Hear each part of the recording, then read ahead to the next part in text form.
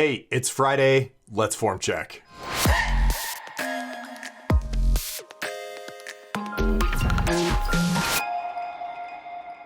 Hey, welcome back to another Form Check Friday. I'm Paul. There's Clint, asleep, not helping as usual. Before we get to your form checks today, as promised, I'm going to do a little quick recap of our fall fat loss challenge. So for those of you who don't know, on Reddit, this would have been the first week of October, I had been wanting to lose about 10 pounds and just wasn't getting it done. So I figured maybe some group accountability would help. I figured we had 11 weeks between the first week of October and Christmas when everybody's diet goes to hell. And I thought I could do 10 pounds in that time if I had some help along the way. So I put up a little thread on Reddit and just to see if anybody wanted to participate. And we got a lot of responses. It was a very simple, informal competition, so to speak. The first week of October, on that Monday, you had to post your current weight and then how much weight you wanted to lose over the course of the 11 weeks. And then every Monday, you just had to do a real quick check-in. So I would put up a thread and then you would just list your current weight, how much you lost that week or gained, and then any takeaways from the week, like things that worked, things that didn't work, diet modifications, pictures of your epic cheat meal, which is always a good idea when you're cutting to have a free meal to look forward to at the end of the week, helps with motivation. And so we just did that for 11 weeks. And as you can see, I kept a running log. So I think we had 18 people start and I think we had 12 people finish. So you're gonna have people drop out. And so I kept this tally on our website where you can see everybody's starting weight, their target weight, and then we go through the weeks here, how much they gained or lost. You'll notice that if they gained weight, it's in red. I'm trying to shame people. And if you go through this, you can check it out. It's hornstrength.com/FFC for Fall Fat Loss Challenge. And you can see all the numbers there. But it was a really cool experience. And there's some good takeaways. So I just want to cover some of the things that people in the Reddit community learned, some of my own takeaways, and then the results, who did the best, and how they're going to be rewarded. So I made a cool little infographic here of the results. So let me switch over to that. Okay, so as you can see, this thing ran from October 2nd to December 18th. It was 11 weeks. And then here we have a list of the people who made it to the end. So these lines represent starting weight. So we'll take Adam, for example. His starting weight was 187.9 pounds. His target weight was 170, and his final weight was 176. So down here, we've got his goal was to lose 17, so basically 18 pounds, and he lost 11. Still great. So everybody who made it to the end lost weight, which was huge. And I think the least amount of weight that people lost was 6 pounds, and the most amount of weight was almost 20.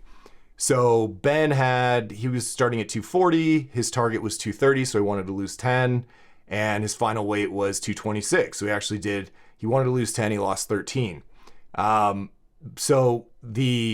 It was a really fun experience, and I'll get into the takeaways that everybody had and the things that really worked for them. But if you come down to the total weight loss, you can see that our big winner for the event was Rob, who lost almost 20 pounds, 19.6 pounds. And then for second place, we had a tie runners up between Ben and Willard, who both lost 13.1 pounds. So, and then, everybody here's winner because like I said, I think Sean lost almost 6 and then 6. We have, Marissa did 9.4. Tom did 12.2. Like, it was just awesome. And, accountability was the thing that kept coming back as a theme for the biggest sort of takeaway from this experience, which was like holding yourself, just having someone to report to, as silly as it is with, a thread on Reddit, just knowing that you have to post that kept everybody's motivation high. I thought early on that I was going to quit I got a couple weeks in and just lost the motivation to do it. And then I started seeing these other guys just kicking my ass, and that lit a fire. And then it sort of tips and you just get into it. So, yeah, Rob was our first place winner. Rob actually has a powerlifting meet, his first powerlifting meet tomorrow in Australia. So, good luck to him. And he's down 20 pounds and just crushing it. So what I've decided to do for our winners is obviously the first place and the runners up, they're going to get t-shirts. And then for Rob, I'm going to do a programming consultation. So once you're done with your meet and you're trying to figure out what to do next, we're going to talk about, I'm going to help you plan that. Also a round of form checks, like video form checks, like we're doing on Form Check Friday, but, private, so to speak. And for Ben and Willard, same deal. I'm going to send you guys t-shirts. I think Willard already has one. I think Rob already has one too. But Ben, if you want, I'm going to send you a t-shirt. And then I will do a round of, personal form checks for you guys and just send you videos, and we can go back and forth and kind of dial in your form. So again, everybody's a winner here. You guys all lost weight. Super proud of it. Proud of you for sticking with it and helping me lose my weight. I was trying to get down to 215, and if we go up to me, so my starting weight was 227.7, and then my target was 215, and I had a trip to Vegas like right before the final week, and I was still like half a pound over. Of course, Vegas, you're eating steak dinners and drinking too much and staying out too late, so I figured there's no way I'm going to make it. And came back at like 219 or around there and thought like, no way. I had 2 days to lose that weight. And then I just kind of did nothing but drink protein shakes for those 2 days. And I woke up the final day exactly at 215. I couldn't believe it. So, I mean, I'm the guy leading this thing, so I have to uphold the standard. And I thought I was going to have to apologize and let you guys down, but we got there. Thank you all for participating. I want to go over some of the takeaways that we learned. So let me switch over to that view. Okay, so I just asked everybody on the final post, the final check-in, to list some things that they learned through this experience, just to help each other out and to collect the ideas and then, help you guys out on YouTube and the internet. So I just took some highlights here. Everybody had good ones, but Justin said everyone was saying to use a calculator, like a calorie calculator, set it to sedentary, then subtract 500 calories. That always puts me below 2,000 calories, which is very low for his weight.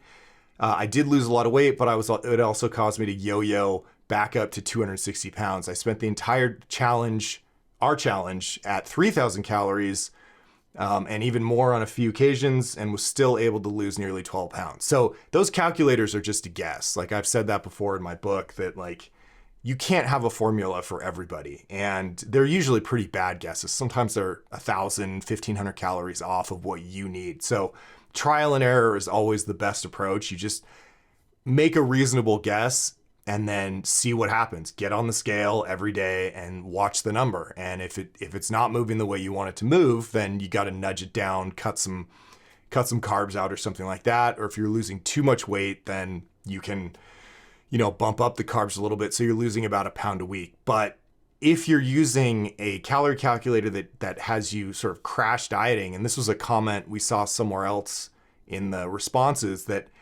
really restrictive dieting causes you to quit and it causes you to just binge. You can't sustain that level of willpower if you're just starving all the time. So having a modest calorie deficit seemed to work for Justin and a couple other people. So keep that in mind. Adam said, the question here was what worked, what didn't work, that kind of thing. And Adam said eliminating decisions for most days of the week worked really well for me, alternating lunches between beef and salmon bowls. And then meal prepping, made a couple of them in advance, and then not eating after dinner. So, stick to the plan. Don't snack if it's not part of your plan. If you're gonna snack, build it into the plan. And then just like eliminate as many decisions as possible. Don't think about what to have for dinner. Like, what you're gonna have for dinner. It's beef or salmon. and then you have your cheat meal at the end of the week to look forward to, where you can go nuts and get that variety. But the fewer decisions you have to make, the easier it is to stick to your plan.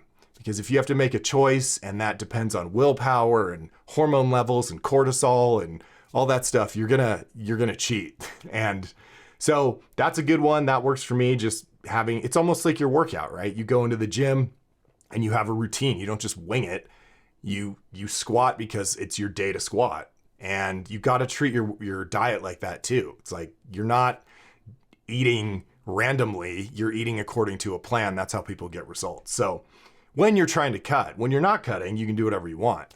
And then he said, never underestimate the power of being held accountable to a bunch of random strangers on the internet who I will likely never meet in real life.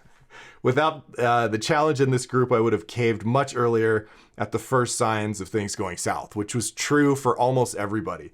Like I said, just having a stupid little thread where you had to check in. And of course you didn't have to, you could quit. We had a bunch of people quit, but if you made the commitment to just show up on Monday and put what you did, whether you gained weight or lost weight, you just write it down. It, over time, that accountability makes all the difference. So let's see what else we got. Can I scroll to the next page? There we go. Okay, so Eric said, what worked well was sticking to the damn plan. Also during meal prep, I typically make 4 beef bowls, but lately I've been dividing them into 5 and 6, and then in the evening having some Greek yogurt and granola to make up the protein. I find that a slightly smaller meal or bowl, a bit more, and some Greek yogurt is a nice treat in the evening. Radically Simple Strength has shown me how simple this can be. I thought dieting was a difficult process to follow. It really isn't. It really isn't. It's very simple. The hard part is doing it. The hard part is getting yourself to do it for long enough to see results and keeping the motivation high. And you have to trick yourself. And this little challenge, this accountability thing was kind of a trick. Also, the yogurt for dessert was something I implemented later. I wasn't having any, I would just have a protein shake at the end of the night, but then I started mixing Greek yogurt with vanilla protein powder and frozen blueberries. The recipe's actually on the Reddit page in the recipes thread. And that was huge because it almost tasted like ice cream. And so I was really looking forward to that at the end of the day. It was like a little reward. Okay, so Tom said, I learned that it's okay to zigzag up some days / weeks as long as you're trending down over a 2 to 3 week period.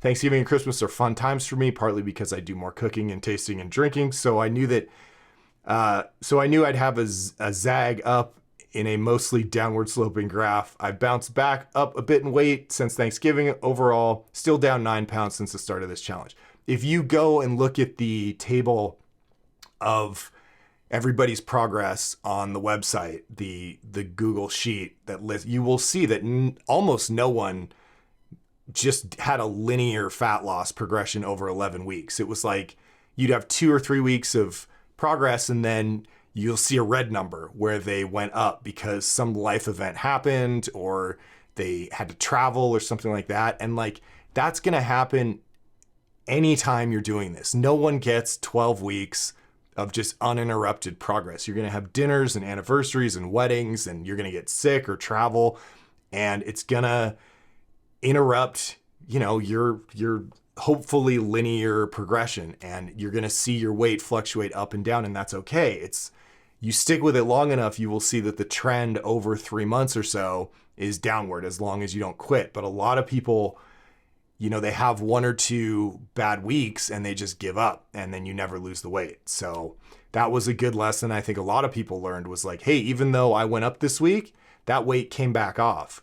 Additionally, the cheat day, one of the reasons that I really like incorporating a cheat day, aside from having to something to look forward to and a little mental break from, just depriving yourself. It's like, if I can just make it to Saturday night, then I can eat whatever I want and take a break from thinking about food, is that it shows you, how weight gain and loss can work in a very short period of time. Like, you have a cheat meal, you have pizza, you have a couple of drinks, some chips, dessert. The next day you might put on 5 pounds. And then by the end of the week, all that's gone and you're down a pound. So you realize that these like minor deviations from your plan don't really matter that much. One meal isn't going to screw up your progress. It's consistently not eating according to your plan. But if I think my best cheat meal, I gained like 10 pounds in one night. I woke up the next day and I was like 9 or 10 pounds heavier. And then of course, by the end of the week, the rule is you can have a cheat meal if you weigh less on Saturday than you did the previous Saturday. If you don't, you should skip it because you got to earn it. So I really wanted that cheat meal.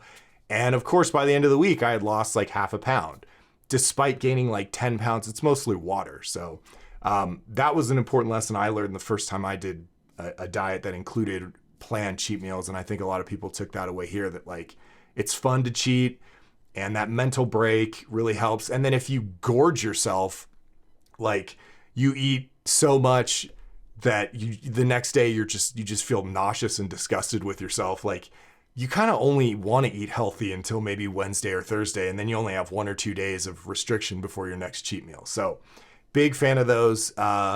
Luke said at the end of the challenge, I basically had low carb meals for everything but social meals. So that's usually how this works. You start off with a sort of regular balanced meal plan. And then as you get leaner and leaner, you have to subtract calories, and most of those are going to come from carbs. So towards the end of the challenge, for most people who do this long enough and get lean enough, it's like meat and vegetables and protein shakes and water for most of your meals. And then either your cheat meal has carbs, or maybe before your hardest lifting day, you're going to add some carbs to that. But in order to just keep the calories as low as possible and still hit your protein, when you get very lean, you're looking at a very low carb diet. And it's just with sort of carbs sprinkled in strategically. And that's just kind of how you have to do it.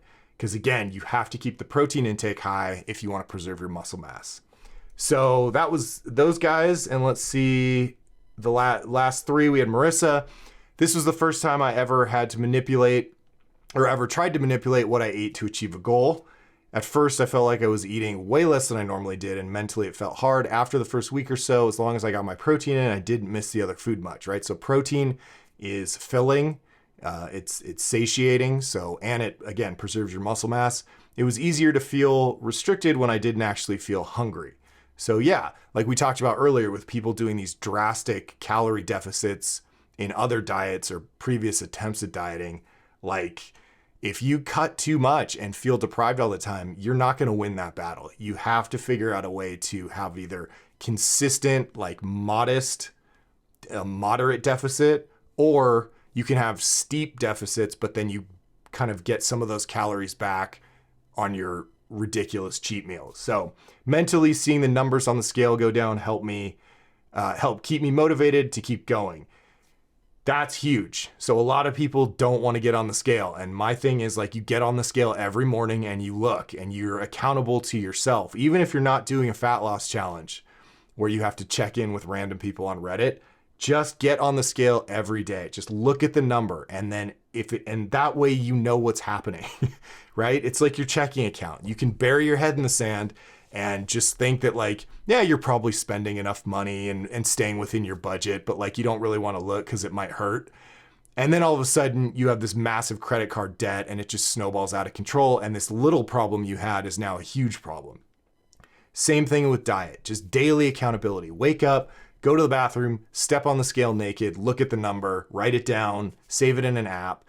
That way you know what's happening. And if you start to see that your weight just keeps creeping up, you can do something about it when it's not that big of a problem. You can remember what you ate the day before because it's fresh and go, I drank too much, or I had too much dessert and maybe I need to rein that in. Versus like getting on the scale every couple months and realizing you gained 15 pounds and you don't even remember it, right? It's a slow process and you can interrupt it, but you have to face it every day. And if you're trying to lose weight and it goes up, that daily little sting of like, hey, this isn't the direction I wanted it to go. Like that disappointment is going to help you in a little way, or in some ways, stay motivated to buckle down the next day. So you're like, oh man, I really wanted that number to go down, or you know, with our group, I have to post that I gained a pound this week. That sucks. So good. It should suck, right? You've stated a goal and you're trying to lose the weight, and now you didn't live up to what you said you were going to do, and it feels crappy. And so now you can do something about it. You can cut some more carbs out, or you can swap out a meal with a protein shake or something like that. And then the next day when you get on the scale and you realize like it went back down, you feel more in control. So highly recommend to all my clients and anybody, whether or not you're trying to lose weight, is just be accountable to yourself with the scale. It's not scary. It's just information. It's just data. It's neutral. You know, your interpretation of that data is where the emotion comes in. So just look at the number and then you know what's happening. Marissa also said, I'm so glad I did this challenge with you all. It was way easier doing this with the check-ins every week. Right. Again, accountability. Sean said, I've gotten better at eating healthy when people are visiting, and a little better at eating healthy when I go out to a restaurant. Hard to overconsume calories with a large pho, double meat. No hardship for me to strip out a third of the noodles. So yeah, you know, over the course of these 11 weeks, people had dinners, they had parties to go to, but the strategies were, you know, try and eat as close to your plan as possible. And for most people, especially if you're doing just, you know, high protein vegetables with minimal carbs, you can always get a piece of fish, a piece of steak, and a salad at a restaurant. Or if you're going to a party or you're going out for pho, you can, you know, just pull the noodles out and you can still enjoy it and stick to your plan. And what I found, like I said, there's sort of a tipping point with this where the first couple weeks it was hard and I just wanted the food. And then the progress I saw and the fact that the weight was coming off and it was working, that became more exciting than eating whatever thing I wanted to cheat with. So the temptation by about the halfway point for me just went away, because it was like, no, now the thing I really want is to hit this goal. And I can see that I'm getting close, or I'm on the way. And so I'm less inclined to deviate, because I know when I get on the scale in the morning, I want to see that number go down. So, but yeah, just manipulating little things, like live your life, but it's, you know, you can not have bread, or you can not have the potatoes with your dinner when you go out to a restaurant. So, and last guy, Ben, said replacing breakfast and lunch with protein shakes when I know a cheat meal is coming is clutch. So that's another one. If you know, around the holidays like Thanksgiving, my advice was to everybody, just protein shakes and water, you know, all day, and then enjoy your that was the cheat meal for the week, right? Then enjoy Thanksgiving.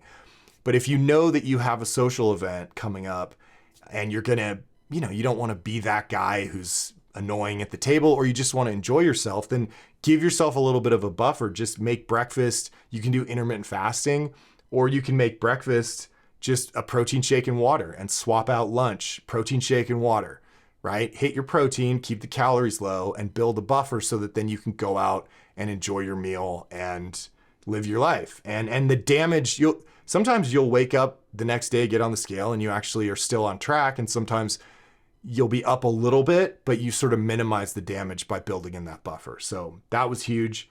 And he said it was a ton of fun reading everybody's weekly updates and definitely helped keep my focus. Let's not forget the shame of the red. Yes, the shame of the red ink. Let me see if I can show you guys that. We've got, so you can see we've got the, anytime anybody gained weight, it got listed in red. You know, we got, who was this? Ben went up half a pound. And it's like, you know, that's no big deal, because the next week he lost a pound. So, but it was just a little bit of a motivation, a little public shaming. So let me just make sure we talked about prizes, group takeaways. My diet changed. You know, one of the things I took away from this was to work with your natural inclinations. Don't try and fight yourself. And so I started off with like an omelet for breakfast with, you know, whole eggs and turkey and cheese, sometimes oatmeal. And then I had a beef and rice for lunch, and then usually beef and rice for dinner, and then a protein shake before or after my workout. And that was fine for a little bit, just buckling down, measuring out alcohol. I never stopped having alcohol. I just made sure that I measured exactly 1.5 ounces or 2 ounces of whiskey. So I was accountable.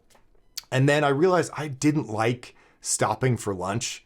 Like if I'm working, just, having to stop and then go heat up or go make beef and rice, like it really derailed my day. So I decided that I was just going to do something very simple for lunch, which was, I took a picture of it. This was my lunch for about 3/4 of the challenge, which was a Fairlife. So I got all this at Costco, just a Fairlife protein shake, and then these prepackaged hard-boiled eggs. Just dip them in some Maldon salt.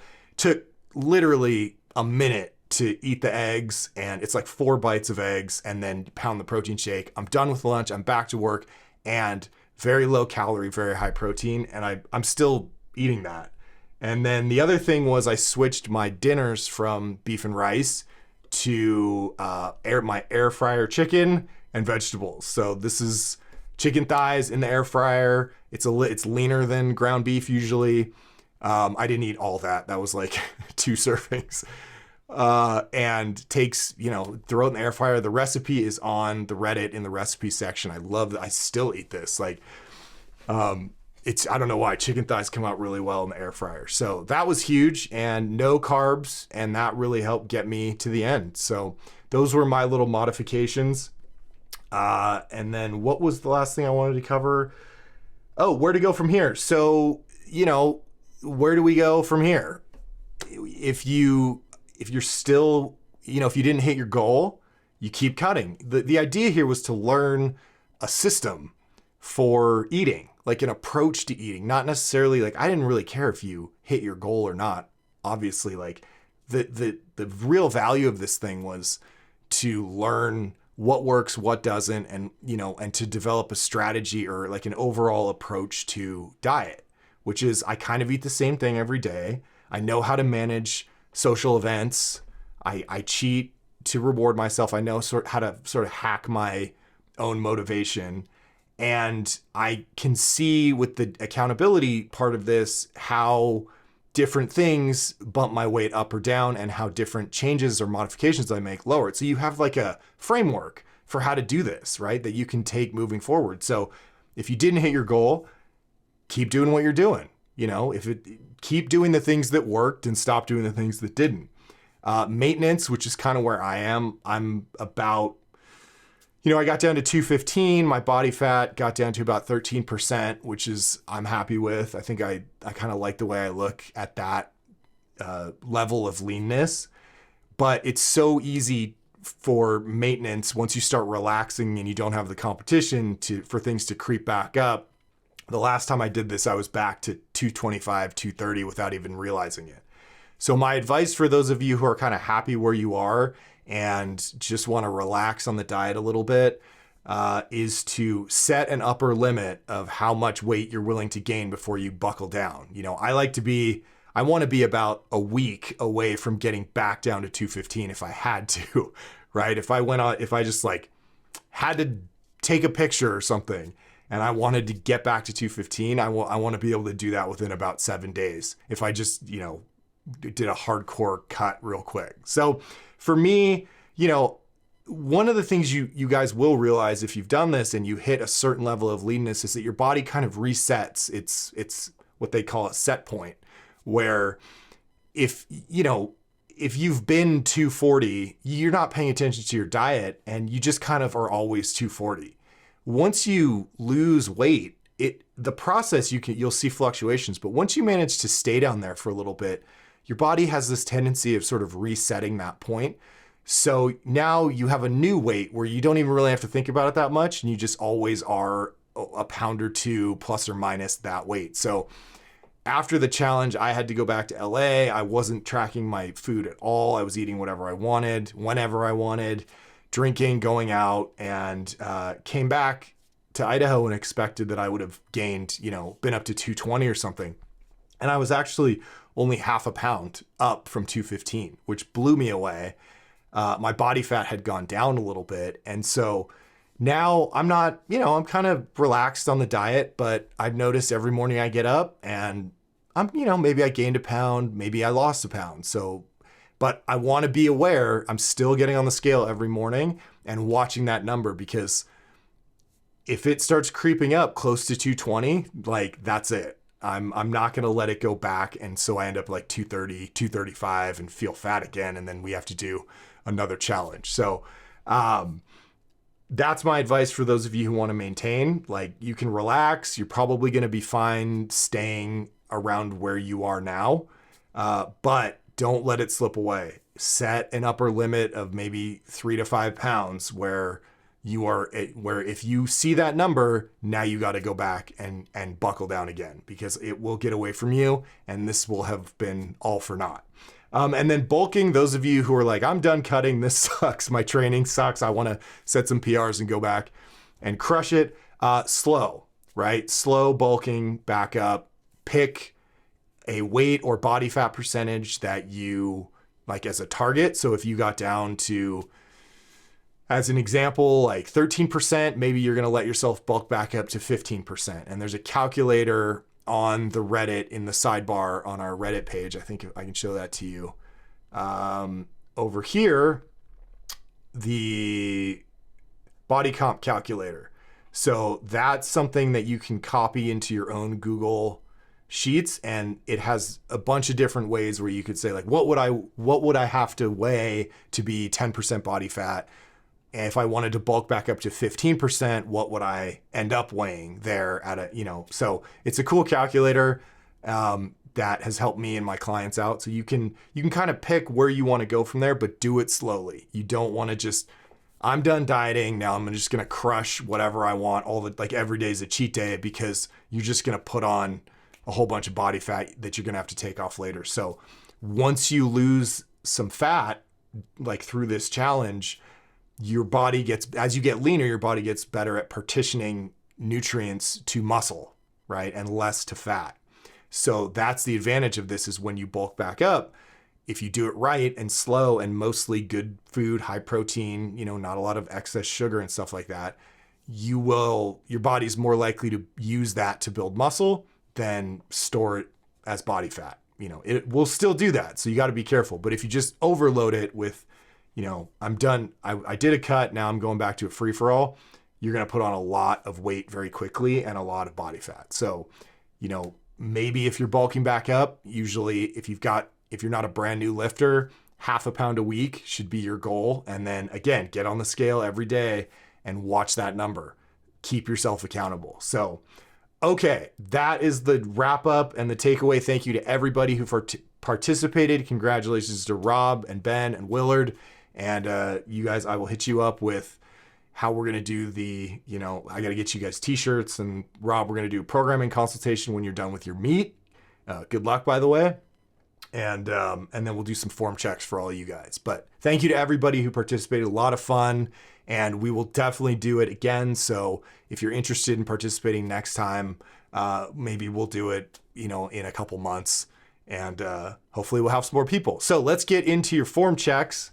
That's why we're all here. That's why I had to cut the number down to 5 this week. So we will be back to our normal group of, 6 to 8. But let's see. So for those of you who don't know, I have not seen any of these before. We are going to do these all together on the fly. And thank you all for posting. And let's do this. So, okay, I need some water. That was a lot of talking. All right. Hello, Paul, writing from Poland. My coach and I would like to ask you to take a look at my low bar squat. I've changed from high bar. I'm 42 years old. I weigh 83 kilograms and the bar weighs 85 kilograms. Best regards. Greetings from FitMax. I don't even know how to say that, but very cool. I think you're new. So, let me kill the volume here and let me get rid of my little distraction thing. Boom, gone. Okay, so let's take a look and see what we're doing. So I'll usually watch a couple of these. Oh, nice. This might be pretty easy. Okay, lifting the chest a little bit on that one, and you didn't get deep enough. That's deep, but no hip drive. Your depth is solid. Like your movement overall is good. Now watch that rep. Just, I want to call this out as I see it. Keep an eye, I want you looking up here, okay?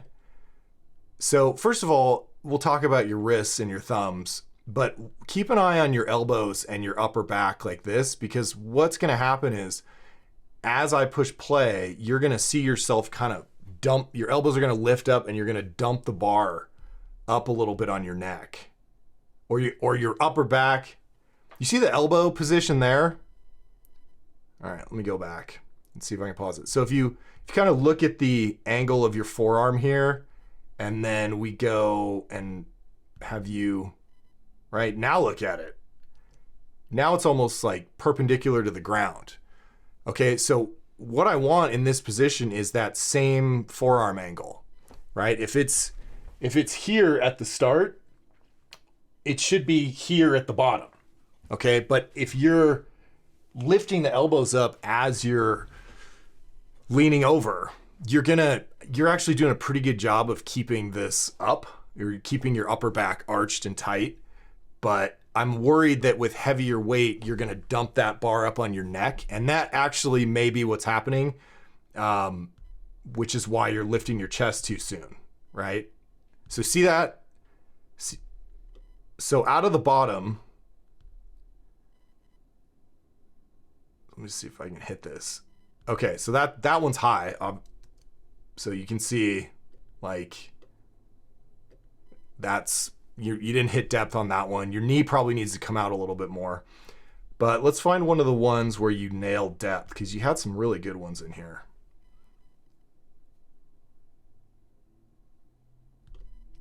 That one's a little high. Let's see the next one. There we go. Okay, so that's depth for you, right? That's beautiful depth. Okay, that's what we want. Your knee does need to just come out a little bit more, but just shove your knees out harder. Now, the important thing here is, aside from getting all the way down, and we know you can do it because I'm looking at you do it right now. Like, I know you can hit depth. But the real thing that's missing is the hip drive. Okay, so out of the bottom, the first thing that should move, oops, let me see if I can go back. All right, we'll pause it here. Why is it giving me a pumping iron clip? Okay. So when you drive up out of the bottom, all right, that's good depth.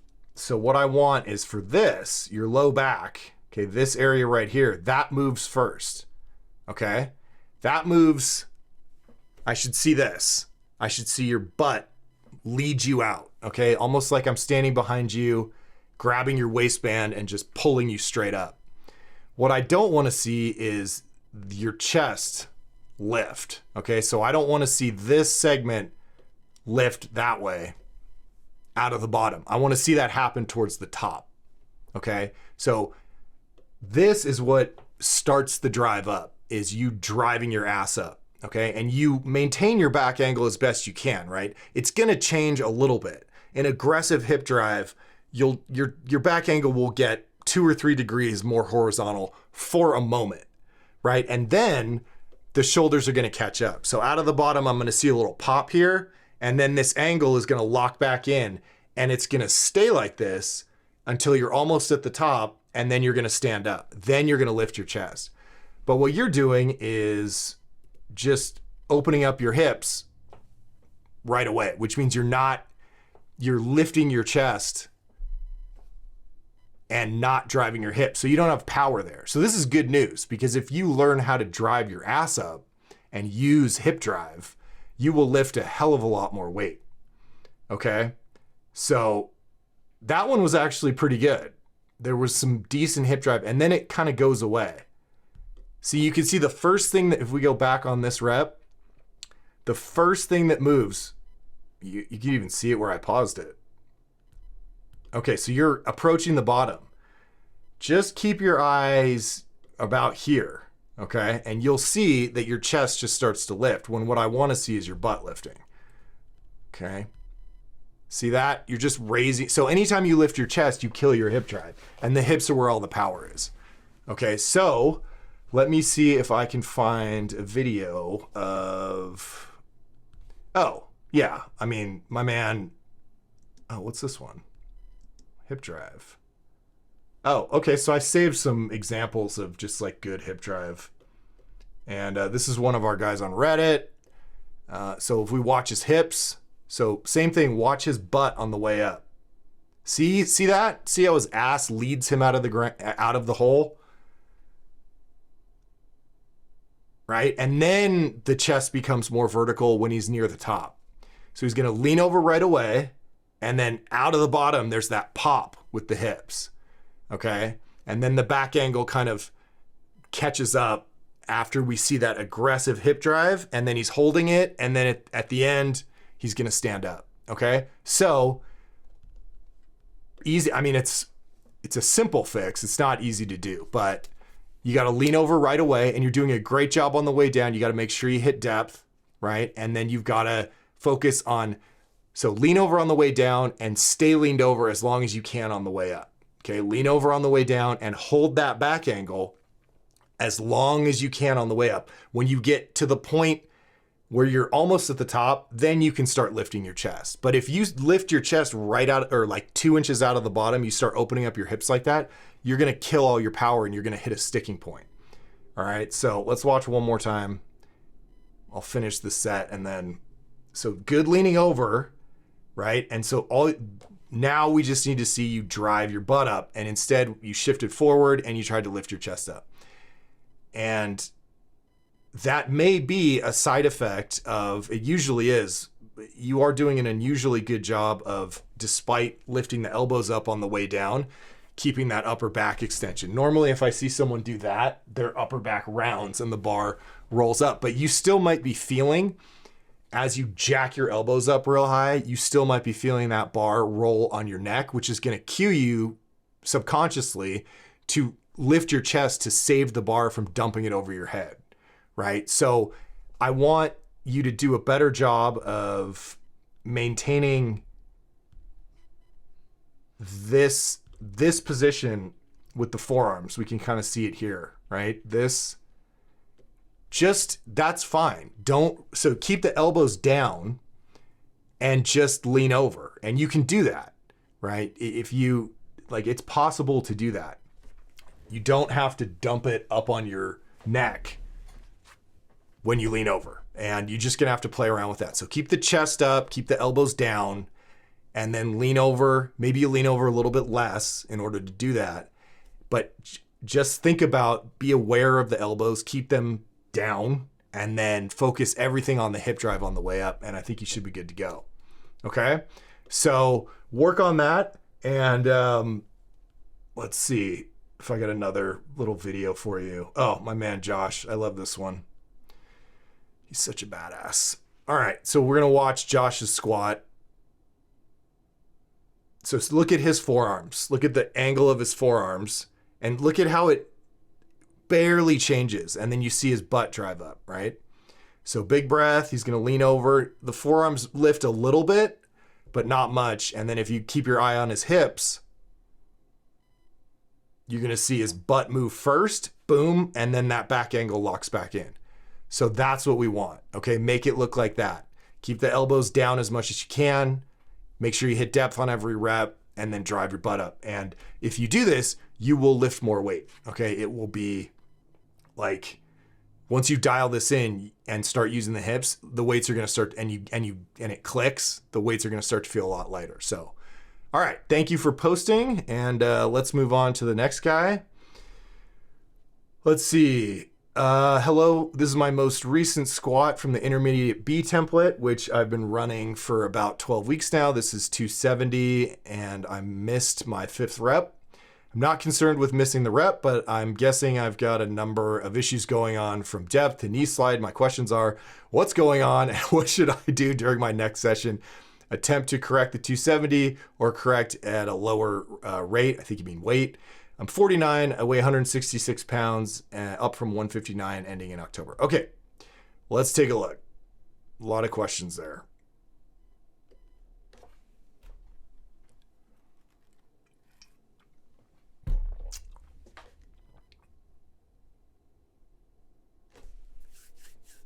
All right, stance looks good. Bar might be a little high, but we'll see.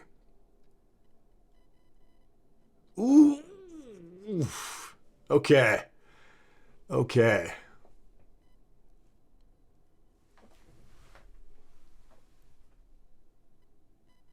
Oh, yeah. These are way too heavy for you.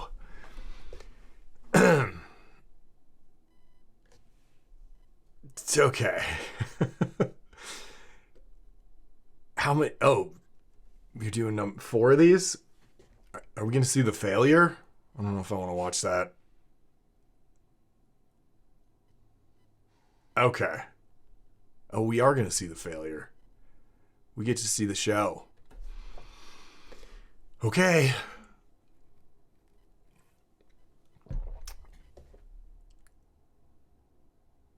And the okay. All right, those safeties might be a little too low. All right, man. So here's the deal.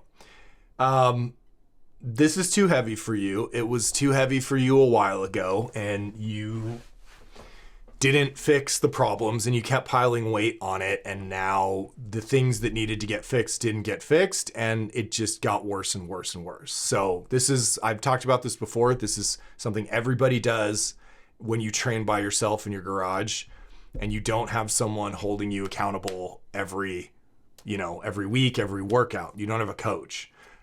So I'm glad that you posted this because we can work with this, but you are definitely going to have to take some weight off the bar. So just to point out a few things, you're not hitting depth, first of all. So I want to show you, like, that's the end, right? So this is your hip crease right here, and this is the top of your kneecap. So we're kind of up here.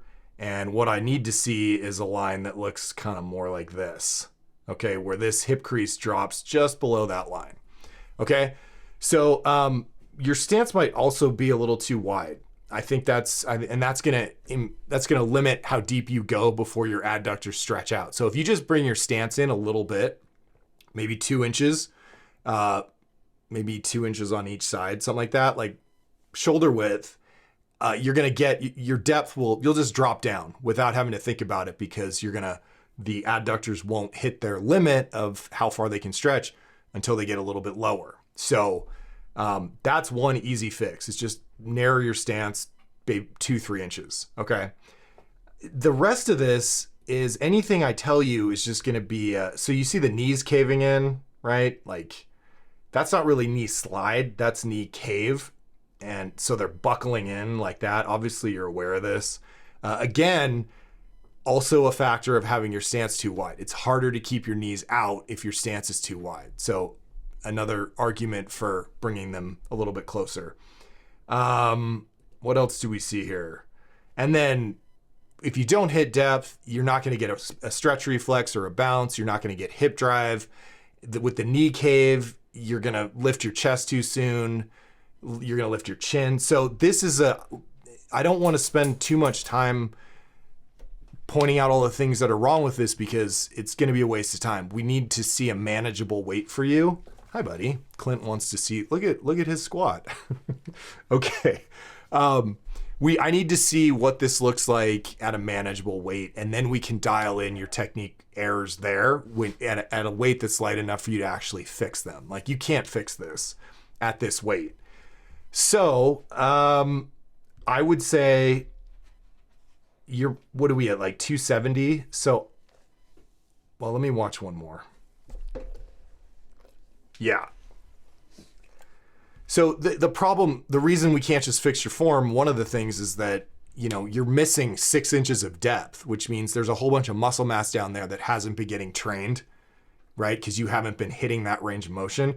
And that has to catch up before we can even address any of this stuff. So we've got to go back. I would say, roughly speaking, you're going to back off 10, 20% and then work your way back up with perfect form. So, what I suggest you do, what is this, like 270, something like that? What did you say? This is 270. Okay. So what I think you should do next time is start with the empty bar and watch the videos on my website. Watch the Maybe try some pause squats just to feel the form, but make sure that you like identify, film these warm-ups so you make sure that you're hitting depth and it looks the way it's supposed to look. And then I want you to work up, let's say you start with empty bar and then 135 for 5. Just do ascending sets like the novice progression, right? So 135 for 5, 185 for 5, 205 for 5, 225 for 5, 245 for 5. You're going to tap out somewhere around there. Film them all, and I want you to post next week for me like the ones that you think are good. So maybe, you can post the best one, or the one where you felt like, maybe 255 or 245 didn't look that great, but 225 looked fine. And then we can work with that. So the only way to know exactly where you should restart this is to see where it starts to break down. So if 225 feels good and it looks pretty good to you, and you're hitting depth, then you can try 245. And if that one doesn't look so good, we'll do 225 and just work back from there. It's just trial and error. So let me show you. I guess I'll go here and go to videos. So hornstrength.com/videos. I'm assuming you've seen these, but the how to squat video has 2 different videos. There's a demo and there's the starting strength video, which is like a crash course. And then these are all of my notes, common errors, things like that. But there's examples of what squats are supposed to look like in there. So just review that. And then if you want to play around on some of your heavier or, on some of your lighter weights, you can try the messing around with the pause squat. Okay, there's instructions for that on the YouTube description. So you can play around and just make sure you kind of feel where the balance is, where the stretch is, where your feet should be to create the depth. Film all this stuff so you can look at it. And then let's review this. So you can post, maybe link me to like 2 or 3 different videos from that ascending set progression, and I can see the difference when we go through this again, and then we can go from there. Okay.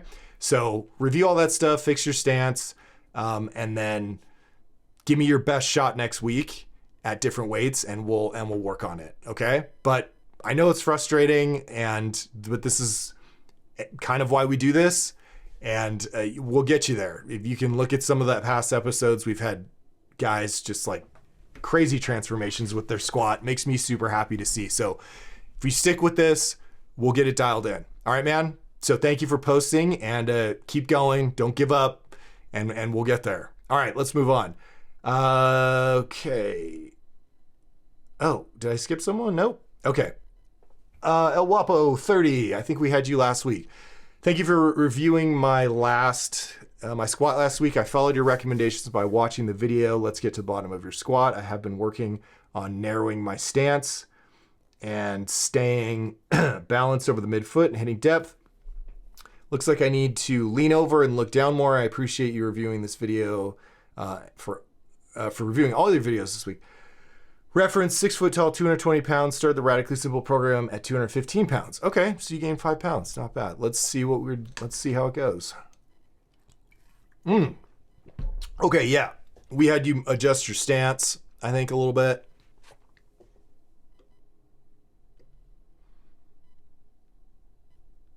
All right. Good. Stance looks better, but the toe angle might be too wide. Okay, depth is better.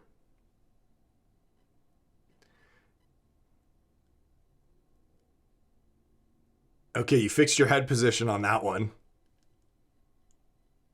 Okay, not bad. Like improvement. Oh, you're still going. All right, so improvement, right? These are better. A couple things. I think you pointed out what I'm going to say, which is, looks like I need to lean over and look down more. You don't really need to lean over more. What you need to do is stop flaring your chest and kicking your head back as you lean over. So I think you end up kind of like, so you're a little bit on your toes there. Let me see if I can find a good position for you. You need to have a little bit more weight back on your heels. You kind of hit it there. Let me see if I can catch it. I want to show you your you just need to, yeah. So this is a simple fix. As you lean over, and so the first half of the descent, knees forward and out. The second half of the descent, hips back and down. Knees forward and out, hips back and down. Those are the two parts of the descent in the squat. You can also think about this as toes, heels. Pressure on the toes, pressure on the heels. Pressure on the toes, pressure on the heels. Now, as I'll always say, we want midfoot the whole time. But sometimes it helps lifters think, as I lean over and shove my knees forward and out, I'm going to feel a little bit of weight shift to the balls of my feet, right? And then the second half of the descent, I'm gonna pull that weight back to my heels. So I'm gonna sit back and shift some of that weight off my toes. The net change will be you're just over the midfoot the whole time. So I'll just pick a rep here. So you're gonna lean over, right? The first part is knees forward and out, okay? And then from about this point on, you need to be thinking about hips back and down. So you're going this way, right? You're reaching back with your hips and trying to stretch out those adductor muscles, okay? And so your weight needs to be a little bit back here as you hit the bottom. And I think you're a little bit forward.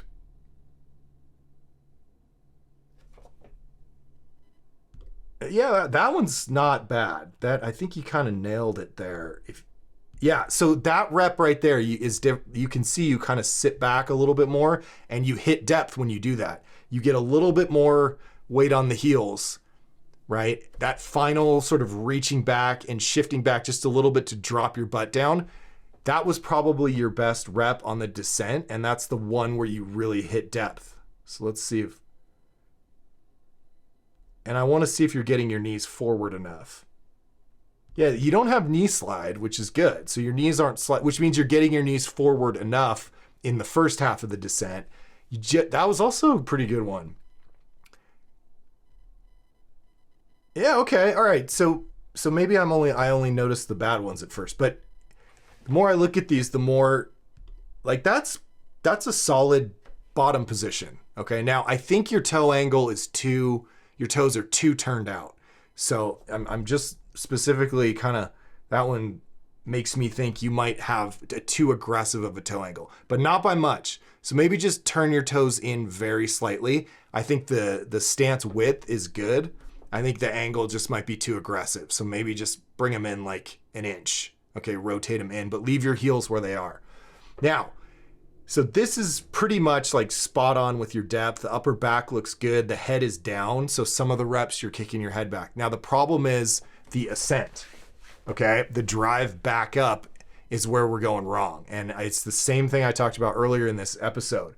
This is how you get out of the bottom. Oops, I lost my little pen. Let me go back again and pause this and then I can. Okay, so we're here. This is what leads you out, okay? Boom, up, hip drive. So I'm standing behind you, I put my hand on your waistband, and I just pull it straight up. That's what I'm looking for, right? What you're gonna do here is drive your chest up and back.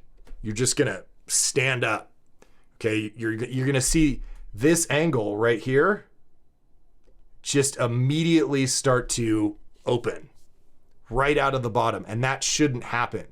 That angle should be maintained, right, as you, and just sort of rotate, right? Because you want to maintain this back angle almost all the way to the top, right? This angle, you're going to drive your butt, and then that angle is going to lock in and hold all the way up till you get near the top, and then you open up then that angle opens up, you lift your chest and you finish the rep. So lean over on the way down, lead out of the bottom with your hips by driving your butt up, right? And then hold this back angle, stay leaned over as long as you can on the way up. So I'll just show you So watch that angle, watch your chest here when I hit play. And you're going to see it. You're going to see your head kick back. And take another look here and find a good one. We can see just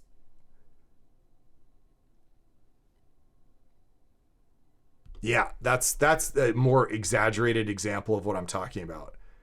Okay.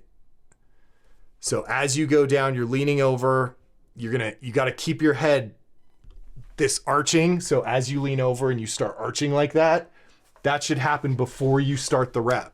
Okay. So I'm getting a little scrambled here, but from this position, when you take your breath, if you're going to arch your back like that and tighten up your upper back, you need to do it here before you lean over. But watch what happens here as you lean over, then you're going to flare your chest up. You see the elbows come down, you're tightening your chest while you're moving. Don't do that. Do it before you move, okay? So we'll go back to hip drive in a second, but specifically I'm talking about this section right here. As you lean over and you start the rep, then you flare your head back and you try and get that upper back tight. And you don't want to be doing that while you're moving. You want to do that before you move. So from this position, if you're gonna take a big breath and do that thing you're doing on the way down before you go. And then all you do once you've locked that or got that upper back and extension is just lean over. Okay. But you're not trying to tighten up your chest while you've got all that weight, while you're hinging over with all that weight on your back. Okay. So watch this again. Watch your upper back here and you'll see your head go back, your elbows come down and you try and tighten up. So this tightness needs to happen before you come down and then you just hold it. Okay.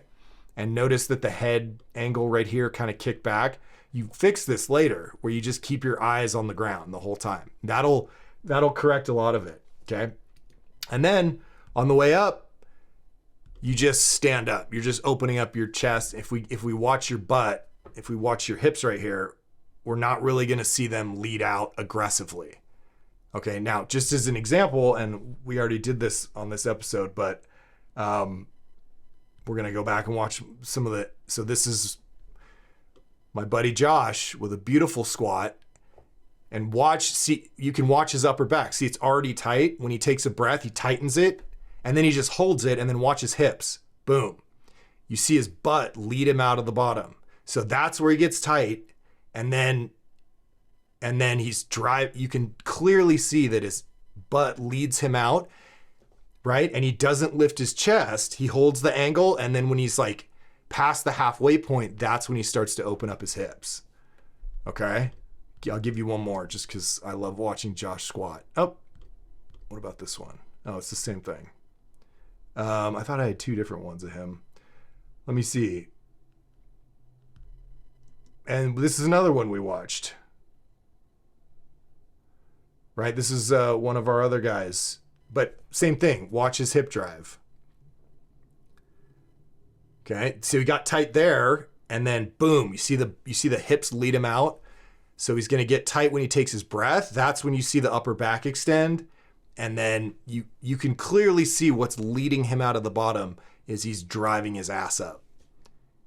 And staying leaned over, and then he opens up his hips, okay? Heads down the whole time, right? So those are the things to work on.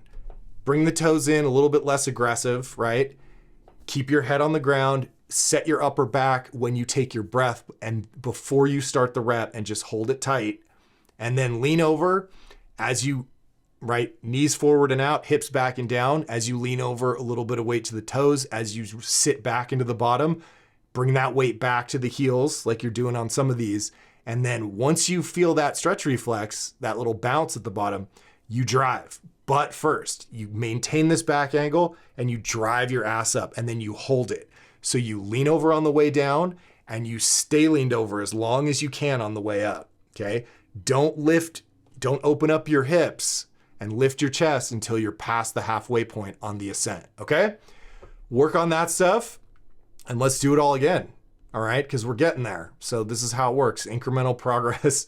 We'll just keep going until we get this thing dialed in. But fix those things, and then let's see another one next week or when you think you have it. But thank you for posting, and we'll get it done, man. Just keep working with me here.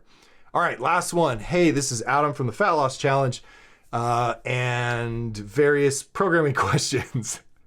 This is my second set of light squats from last week, 225 by 5. I happened to be lifting at home on a snow day and thought I would take advantage of the opportunity to film. All right, let's take a look at this. Oh, I thought you were going to be like outside. Okay. All right, let's see, Adam.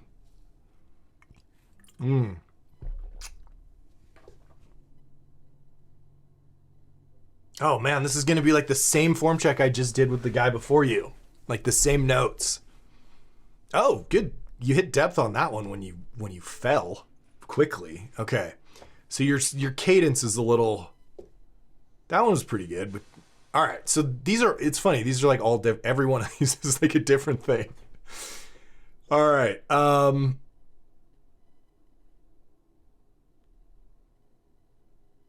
So stance.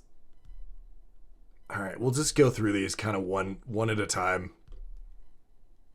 You got your wrist like up on top of the bar. If you're going to use the thumbless grip, you want to make sure that it's actually in your palm. So bring your hand a little bit lower on the bar so it's not sitting on top like that, because you don't really have any grip on it that way, and it's going to roll a lot.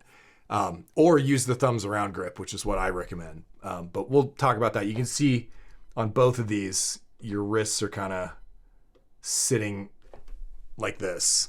All right. And we want it, I'd rather have it a little bit bent the other way, okay, than up like that. All right. Minor detail. Every starting strength coach complains about wrist placement first. Okay. Stance, I think same thing I said to the other guy, which is that I think your toes might be out a little too much, like too aggressive. So I would bring them the distance might be fine, but I can't tell from this angle, and it looks like there's some distortion on the lens, but you just want to turn your toes in maybe like an inch on each side. I think it's a little bit too extreme. All right, let's see what happens here. So that one's not deep enough, and you can see that you've gone down and forward, like you shifted forward. Okay, so yeah, and you know what? Your knees are caving in, which means I can tell from the back leg, which means that angle is probably too aggressive. So again, just turn your toes in a little bit more. So you're going to go down, and your weight is, you can see your heels lifting up a little bit. So you're going down and forward, and then you're going to be driving straight up with no hip drive with your weight on your toes.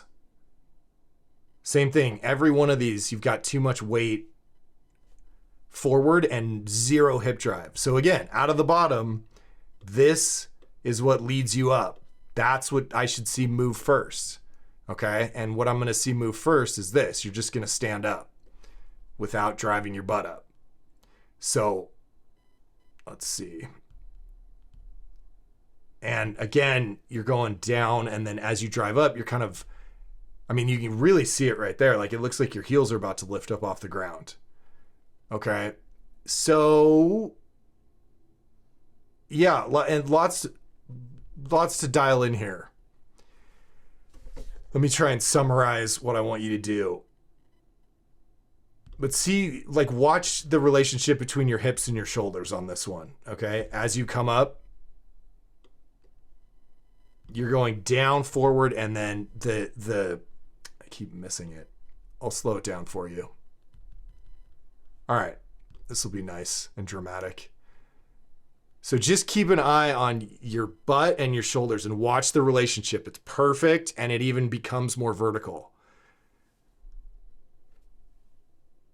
Right? Like there's no clear your hips are not clearly leading you out. In fact, that one you just drove your shoulders straight up into the bar.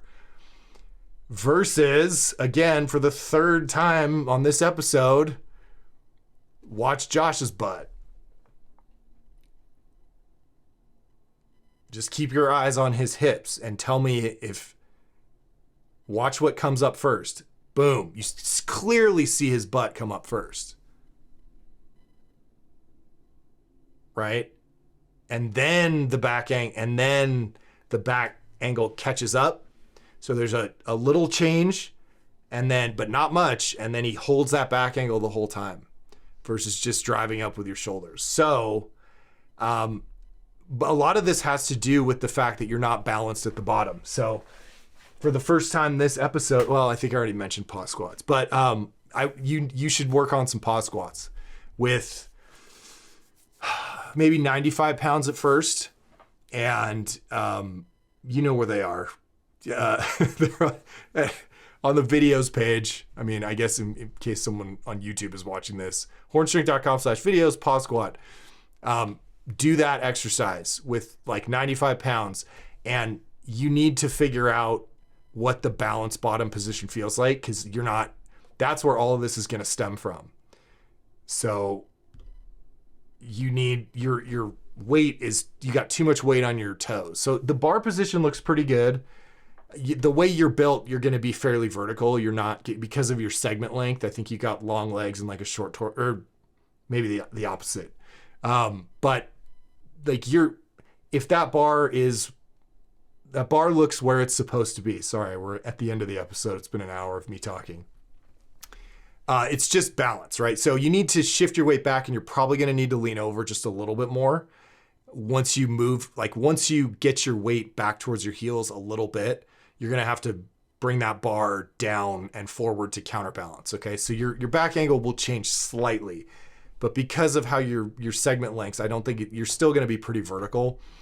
And so, but you need to figure out what balance feels like. Okay. So that's where the pause squat comes in. So practice those with 95. If you feel like you can do them with 95, try and do them with 135.